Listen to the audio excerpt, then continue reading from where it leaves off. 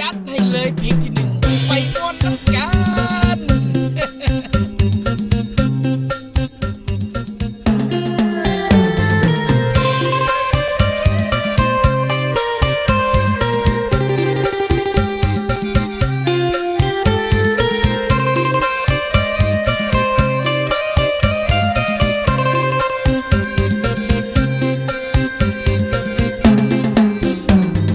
คน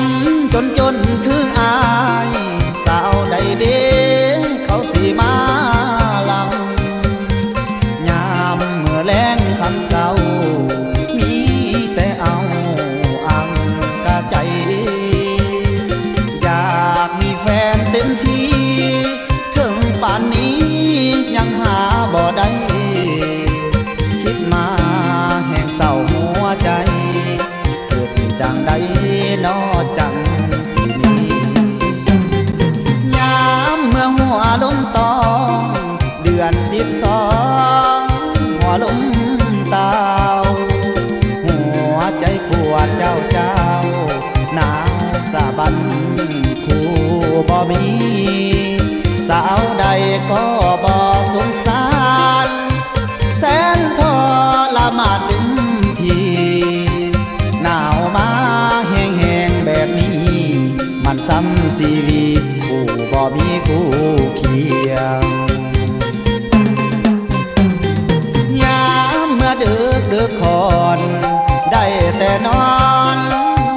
บนหูนอนก็โคตรขี้คู่บ่มีสู้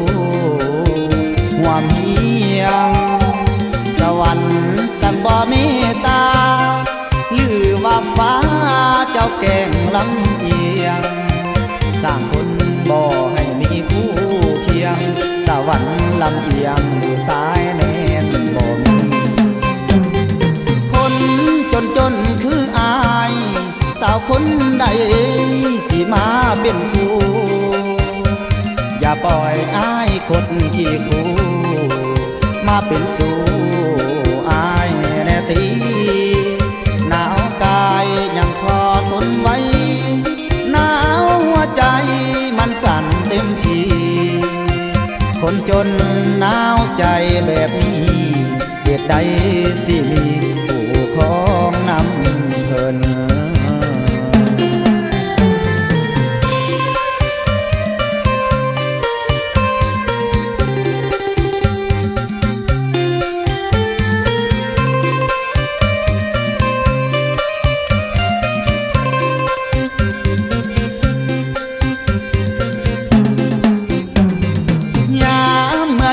ดึกคอนได้แต่นอนบนหู